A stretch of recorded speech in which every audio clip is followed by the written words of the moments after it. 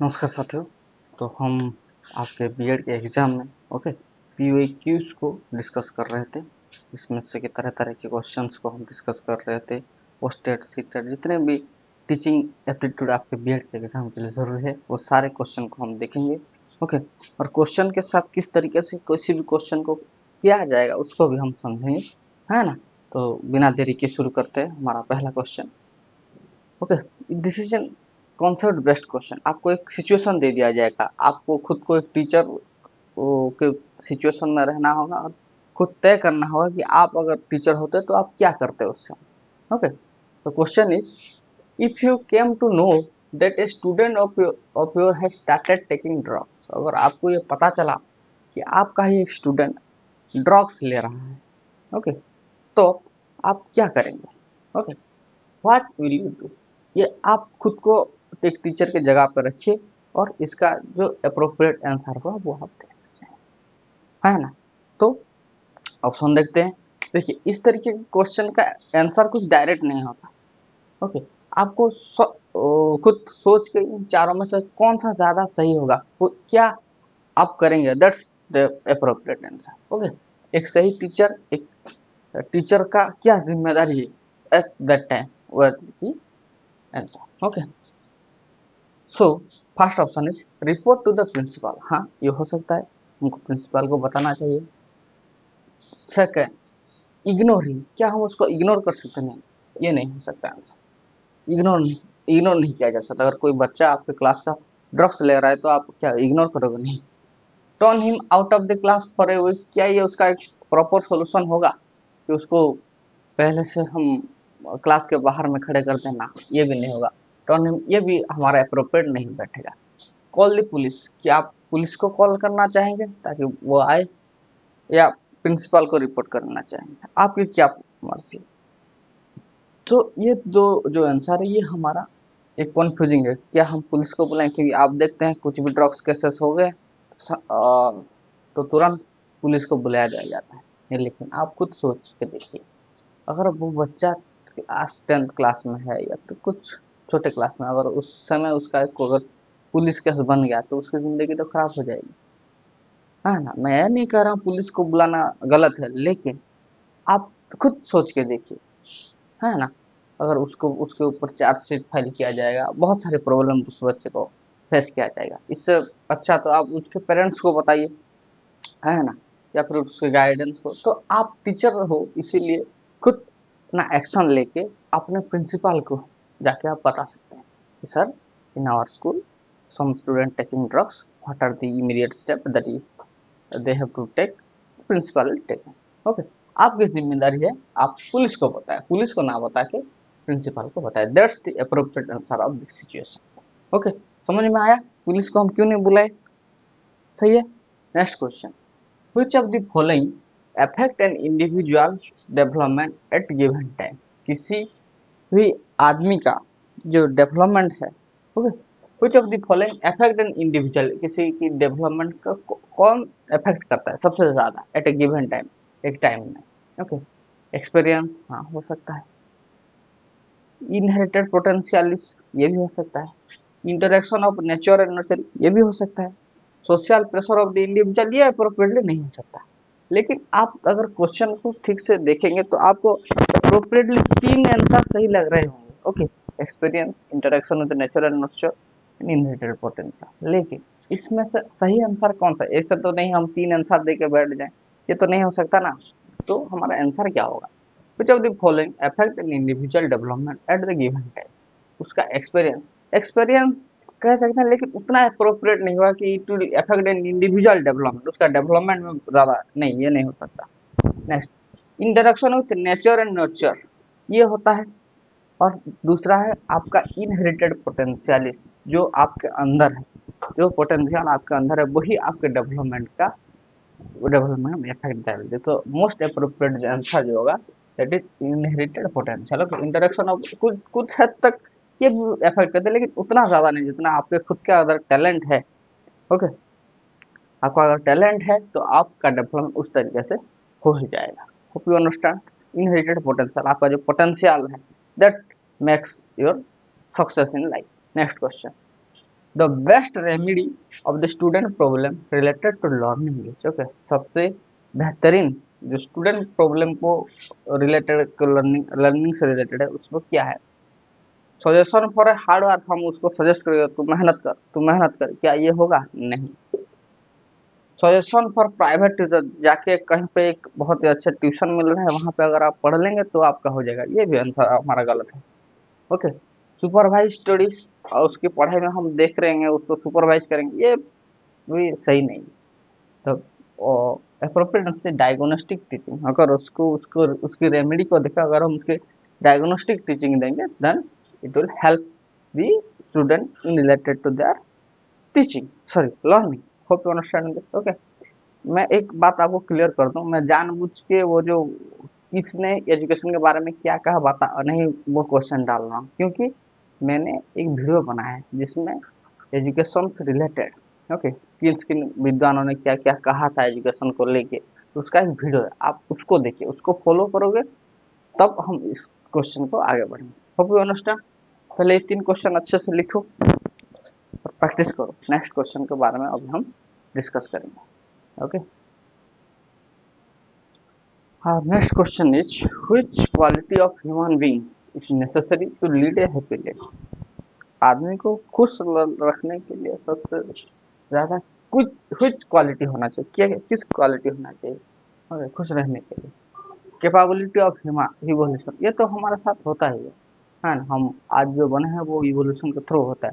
Capability of human evolution, it is a natural process, ये हमारे happy life से कुछ रिलेट नहीं करती।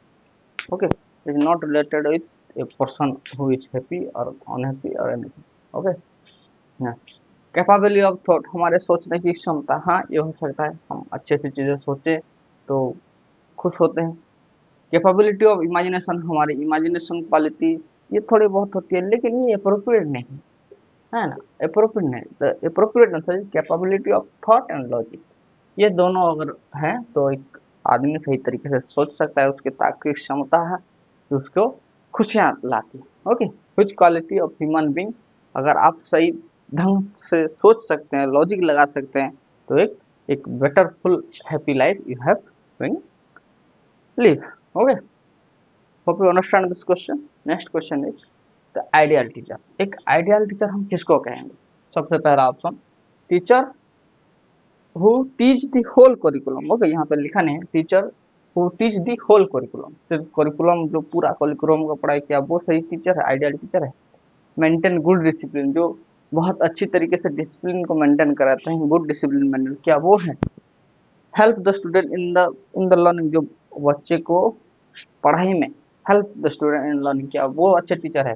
या फिर a teacher is a friend philosopher and guide, it is a quote and it will the teacher वो जो एक दोस्त है, एक फिलोसोफर है और एक गाइड की तरह काम करता है। ओके, तो ये चारों में से सबसे ज्यादा अप्रोप्रिएट आंसर है कि friend, teacher is a friend philosopher and guide. You understand. Next question is, education as per the constitution of India in which list, हमारे कॉन्स्टिट्यूशन ऑफ इंडिया के हिसाब से एजुकेशन किस लिस्ट में? देखिए, मैंने आपको बताया था शुरुआती दौर में जो एजुकेशन था वो स्टेट लिस्ट में था। ओके, यहाँ पे स्टेट लिस्ट और कॉन्करेंट लिस्ट दोनों है। ओके, हाँ या ना? तो धीरे धीरे जब राधा कृष्णन कमीशन आया तब तो उन्होंने रिकमेंड किया कि हमारा एजुकेशन को स्टेट नहीं कॉन्करेंट लिस्ट में भी आप डालिए, ताकि both centre and state government can recommend और अप्लाई रूल फॉर दैट, है ना? सही है। उससे पहले किस में था? स्टेट लिस्ट में था, लेकिन हमको तो स्पेसिफाई किया नहीं कि एजुकेशन किस लिस्ट में पहले था, वो तो नहीं पता, तो हमारा अप्रोप्रिएट आंसर होगा concurrent list. Okay, concurrent list, हमारा एजुकेशन किस लिस्ट में? कॉन्करेंट लिस्ट में, मतलब क्या? स्टेट और central government, okay, both can make rules for the education system, school colleges funding हर तरीके चीजें। ओके, और एजुकेशन लिस्ट का तो कोई मतलब ही नहीं, मतलब सेंट्रल लिस्ट ये नहीं होगा, स्टेट लिस्ट पहले था लेकिन अब नहीं है, तो ये हमारा आंसर। अगर आपको मेंशन किया गया कि बिफोर इंडिपेंडेंस और we can say before independence the education was in which list, and the answer is state, otherwise concurrent list the appropriate answer. Hope you understand this, write it down. Okay, हर question को अच्छी तरीके से समझिए ताकि next question is what are the foremost aim of inclusive education setup. Okay, सबसे पहला important हो है इंक्लूसिव एजुकेशन क्या होता है। जब आप बीएड सेकेंड ईयर में आएंगे ना, तब आपको एक पेपर पढ़ना होगा, एक प्रॉपर पेपर होता है दैट इंक्लूसिव एजुकेशन। ओके, मैं आपको पहले बता दूं इंक्लूसिव एजुकेशन का मतलब क्या है। देखिए, दुनिया में बहुत सारे बच्चे हैं। ओके, कुछ तो इंटेलिजेंस है, कुछ एवरेज बच्चे हैं। ओके, कुछ बिलो एवरेज बच्चे हैं, उनकी बात में नहीं कर रहा। कुछ ऐसे बच्चे भी हैं जो कि दिव्यांग है ना, फिजिकली हैंडीकैप हैं, ब्लाइंड हैं, कुछ को हियरिंग डिसेबिलिटीज है, कुछ कुछ को orthopaedically they are some are handicap, locomotor disorder, genetic disorder है, बहुत सारे ऐसे बच्चे हैं। ओके, तो हम उन सबको अगर सिर्फ सेपरेट कर देंगे, बच्चों की जो लाइन है उनसे अगर अलग उनको रखेंगे, उनको अलग तरीके का ट्रीट करेंगे, तो उनको क्या लगेगा कि यार हम उन बच्चों जैसे नहीं हैं, हम नॉर्मल बच्चों जैसे नहीं।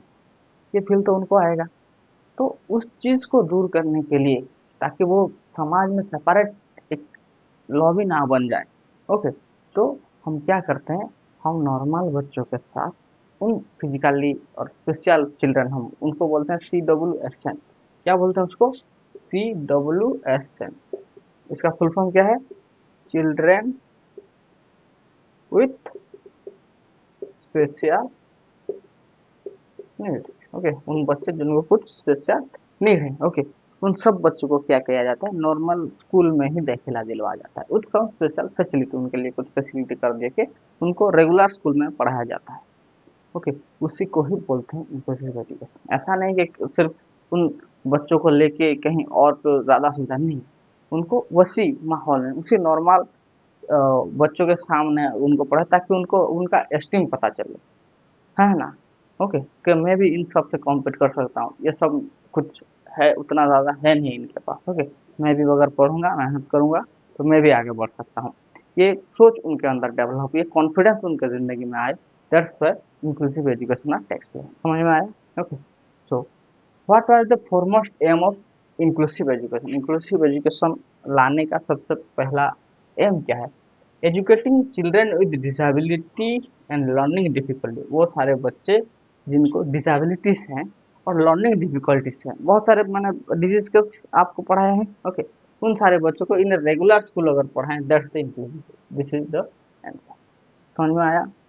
डिसेबिलिटी बच्चे को या फिर physical handicap, okay, mental retard, इन सब बच्चों को हम रेगुलर स्कूल में लाएंगे और रेगुलर स्कूल में पढ़ाएंगे। That's the aim of inclusive education. Okay, सबको साथ लेके चलना।